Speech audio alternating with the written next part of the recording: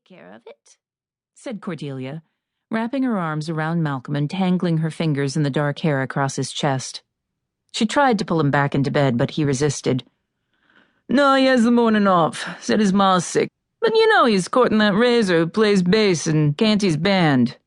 And he was a little too eager to run out last night." "So drag him in," said Cordelia, hooking one leg over Malcolm's thigh. He laughed and pinched her, but stood nonetheless. She let him go and collapsed against the bedspread, giving him her best pout. "You learned that one from Makricosta," he said. "You know it won't work on me." Pulling a threadbare cotton undershirt over his head, he added, "You're welcome to hang around here if you like. But I won't be back before curtain, almost sure." Cordelia sighed. "You gonna ask me to run to the cleaners for your swags again?" "Be a swan." He swooped in and kissed her cheek. "Tell Kieran to put it on the account." "You owe him half a fortune this month already." "He knows I'm good for it, especially once this new show's up and running." Malcolm slipped his braces over one shoulder, then the other, and hooked his jacket and hat down from the back of the bedroom door. "Later, spice cake." "Remember to talk to Liesl," she shouted after him. The downstairs door slammed, rattling the bottles of hair tonic and cheap cologne on Malcolm's nightstand.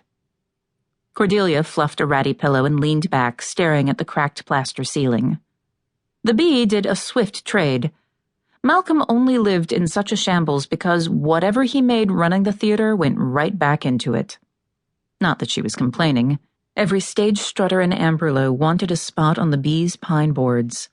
Malcolm paid his performers better than any place in the city, still a pittance compared to salary folk, but Cordelia patted her pockets out with dealing a little bit of tar on the side. It wasn't pretty work, but it was steady and it turned a profit. Speaking of, she was due to make a pickup from her man on the docks this afternoon. Malcolm didn't clock she had a sideline and wouldn't approve. But he wouldn't have to know, as long as she got him his swags on time in fine condition. Malcolm's evening clothes hung from the luggage rail, swaying with the motion of the trolley. Rain struck the windows. Everything smelled woolly and damp. Cordelia was running late, but the commute was so cozy she didn't mind. It had been a good afternoon. The pickup went smooth, and after, she'd swung by Tori's. He was tucked against her side now, warm and noisy, chatting on about, oh, who knew what. He talked all the rotten time. Half of it she didn't clock, but the sound was pretty. He tried to keep his cur and burr tamped down, but it always came out when he got pinned about something or, and she'd been pleased to find this out, when he was in bed.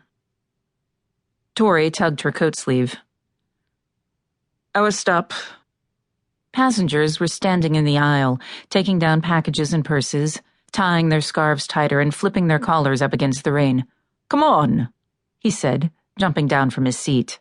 His head was on a level with the other passengers' bellies, but the way they made space for him you'd never know. They both stepped in the gutter, and Cordelia shrieked at the cold water soaking through her shoes. Tori waved her over the curb, toward a pair of wet metal chairs under the awning of a cafe. On the corner, a Harther evangelist had set up a soapbox for his street sermon. He'd been a regular feature of Temple Street for going on 2 years now, trying to convert fallen stage folk and the punters who came on to cheer for them. Lately, he'd taken to wearing a gray and white Ospie sash. Most of the Harther congregations in town were backing the Ospies. Cordelia was fine with that. Keep the prissy people together and let them entertain themselves however they proposed to. Folk in the theater district had better things to do. Across the street from the preacher, the Bee stood tall between a wine bar and a casino, brighter than any other theater on Baldwin Street. Brilliant swirls of white bulbs, lit against the gray afternoon, made the golden molding of the marquee shine twice as bright. Richly illustrated posters glowed in their illuminated frames across the front of the building. Cordelia spied herself just to the left of the entrance, all red ringlets and black roses, her lips stung puffy by the swarm of gilt bees that spiraled around the poster border. "Check me," said Cordelia, hauling down the collar of her dress. "No marks." Tori looked over each shoulder, conspiratorial, and then buried his face in her chest. "No marks."